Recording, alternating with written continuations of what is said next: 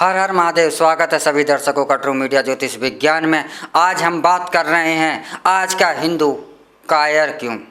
आज जहाँ भी बात चलती है या कोई छोटा सा भी विवाद होता है या छोटा सा भी संकट आता है तो खबर सिर्फ और सिर्फ एक आती है।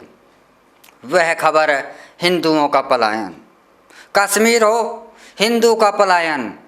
कहीं भी हो, जरा से छोटा सा अगर झगड़ा भी हुआ है कहीं दो समुदायों के बीच तो वहाँ से एक खबर निकल कर आती है हिंदुओं का पलायन। और अभी जैसे कि बंगाल में ही कुछ दिनों की बात है, एक विवाद हुआ, उस विवाद के साथ ही खबर आने लगी हिंदुओं का पलायन। और इसके साथ साथ एक खबर और भी आने लगी है, एक नाम और भी बहुत ज़्यादा चलने लगा है, वह है कायर हिंदू। क्या हिंदू कायर है? हिंदू कायर नहीं है तो फिर हिंदू कायर क्यों कहा जा रहा है? तो फिर हिंदू पलायन क्यों करता है? हिंदू लड़ता क्यों नहीं? क्योंकि इस हिंदू को मानसिक तौर पर इतना डरपोक बना दिया है कि यह लड़ना ही नहीं चाहता। इसके दिमाग में, इसके पास ऐसा साइकोलॉजी इसमें भर दी गई है कि इसे यह लगने लगा है कि हिंदुओं ने तो कभी युद्ध ही नहीं किया, हिंदू तो लड़ना जानता ही नहीं। हिंदू का अर्थ है कि सबके अंदर परमात्मा है, सबके अंदर ईश्वर है, किसी से लड़ो मत, हम शांति के पुजारी हैं। ऐसा हमारा धर्म नहीं है।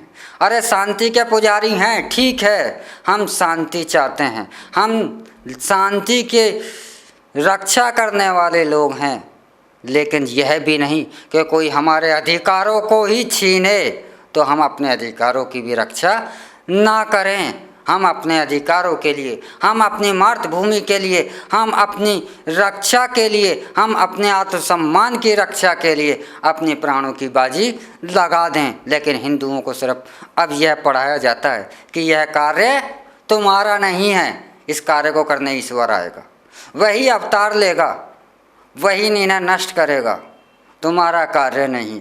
तो ऐसी साइकोलॉजी काफ़ी समय से जो इनको पढ़ाई गई, इस साइकोलॉजी को बनाने के लिए हम बाहर के लोगों का दोष ही क्यों दें?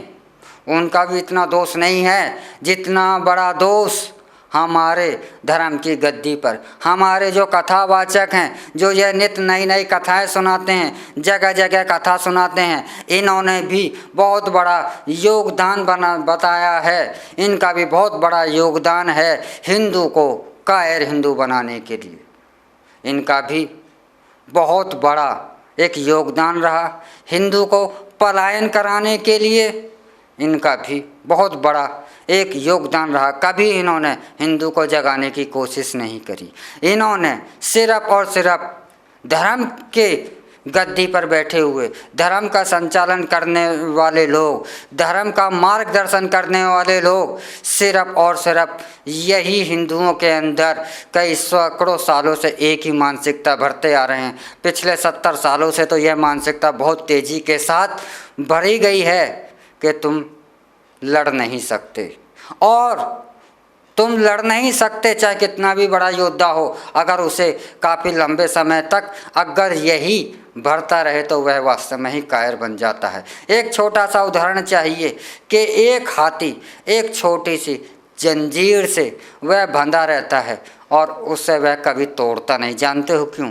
क्योंकि उसे बचपन में उस जंजीर से बांधा होता है, और बचपन में जब उसके अंदर शक्ति कम होती है वह पूरा बल लगाता है, पूरी ताकत लगाता है, लेकिन वह उस जंजीर को नहीं तोड़ पाता। लेकिन जब वह युवा होता है, वह विशाल होता है, वह बलशाली होता है, उसके अंदर इतनी शक्ति आ जाती है कि वह एक ठोकर में ही बहुत आसानी के साथ उस जंजीर को तोड़ सकता है।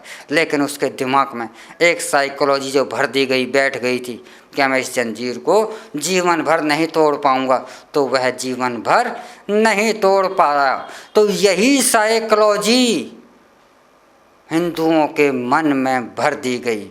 उनके हमारी वीरताओं के किस्से, हमारे धर्म के किस्से उन्हें नहीं पढ़ाए गए। उन्हें पढ़ाया गया तो वह पढ़ाया गया, उन्हें समझाया गया तो वह समझाया गया। उन्हें उनके दिमागों में यह भरा गया कि सिर्फ जो भी कुछ करने आएगा ईश्वर करने आएगा। आप अत्याचार सा हो, ज़्यादा अत्याचार हो तो वहाँ से छोड़कर भाग जाओ। अरे मैं हिंदुओं से ही पूछना चाहता हूँ, आप कहाँ जाओगे? पलायन कर कर कहाँ पहुँचोगे? भारत के बाद तो आपके पास कोई दूसरा देश ही नहीं है। और अगर आप कश्मीर से आ रहे हो पलायन कर कर, आप बंगाल से पलायन कर कर आ रहे हो, कहाँ? क्या यहाँ से कहाँ जाओगे? बंगाल से आप अगर पलायन करके आ रहे हो तो आप बिहार में आओगे, बिहार से उत्तर प्रदेश में आओगे, उत्तर प्रदेश से दिल्ली जाओगे, उसके बाद कहाँ जाओगे? तो इस प्रश्न को भी सोचना होगा। और आज कोई अगर कायर हिंदू, पलायन करता हिंदू, डरपोक हिंदू, ऐसे शब्दों से, यदि ऐसे अलंकारों से अगर हिंदू को निकालना है तो हिंदू को जगाना होगा। उसे महाभारत जैसी कथाओं का भी वर्णन करना होगा। हम महाभारत नहीं सुनाते। क्यों नहीं सुनाते? क्योंकि उससे वीर रस पैदा होता है और हम वीर रस पैदा नहीं करना चाहते, क्योंकि हिंदू को कायर बनाना चाहते हैं। और यह कायर बनाने में हम बाहर के लोगों का इतना बड़ा दोष नहीं है जितना कि हमारे धर्म का संचालन करने वाले लोग हैं। उन्होंने कभी भी हिंदू को जगाने की कोशिश ही नहीं करी। वरना आप एक बात सोचिए, यूरोप के 30-40 देशों की आबादी 100 करोड़ नहीं है, 70-80 करोड़ है। 30-40-50 देशों की आबादी, लेकिन वह डरपोक नहीं है। पूरी दुनिया को आंख दिखाते हैं, पूरी दुनिया को हड़काते हैं। लेकिन हम 70 देशों की आबादी 100 करोड़ है, हम 100 करोड़ हिंदू कायर कहलाते हैं। हम 100 करोड़ हिंदू पलायन करते हैं। हम 100 करोड़ हिंदू डरपोक कहलाते हैं। जबकि हमारा इतिहास वीरता से भरा पड़ा है। हमारा इतिहास वीरता की गाथा कहता है। हमारा इतिहास, हिंदुओं का इतिहास योद्धा की कहानी कहता है, वह निडरता की कहानी कहता है। लेकिन आज हम कायर हिंदू हैं। तो आज हिंदू को जगाने की अगर जिम्मेवारी है तो वह धर्म के गद्दी पर, धर्म का संचालन करने वाले लोगों की है। और सबसे ज़्यादा जिम्मेवारी बनती है जो कथा वाचन कर रहे हैं, इनकी तो सबसे ज़्यादा जिम्मेवारी बनती है। लेकिन इन कथा वाचकों ने ही हिंदू को कायर की उपाधि दिलाने में सबसे बड़ा योगदान दे दिया। इन्होंने तो हिंदू को ही कायर बना दिया। तो आज हमें जागने की आवश्यकता है कि आज नहीं जागे तो हम कहाँ जाएंगे। तो आज कायरता छोड़ो, डरपोकता छोड़ो, और इन अलंकारों से हमें अलंकृत किया जा रहा है तो यह हमारे लिए बहुत बड़े अपमान की बात है। तो आज ही जन जागरणी हो और जातिवाद जैसी कुप्रथाओं को हमें नष्ट कर हिंदुओं को एक हो करके एक बार फिर से अपना जो विजय की पताका है वह लहरानी होगी, अपने सम्मान के खातिर, अपने सम्मान के लिए।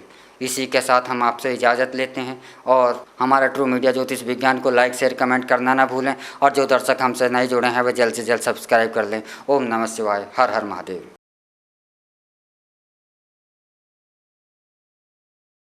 अगर आप ये वीडियो YouTube पर देख रहे हैं तो हमारे चैनल को सब्सक्राइब करें और बेल आइकन को दबाना ना भूलें। अगर आप Facebook पर ये वीडियो देख रहे हैं तो हमारे पेज को लाइक करें।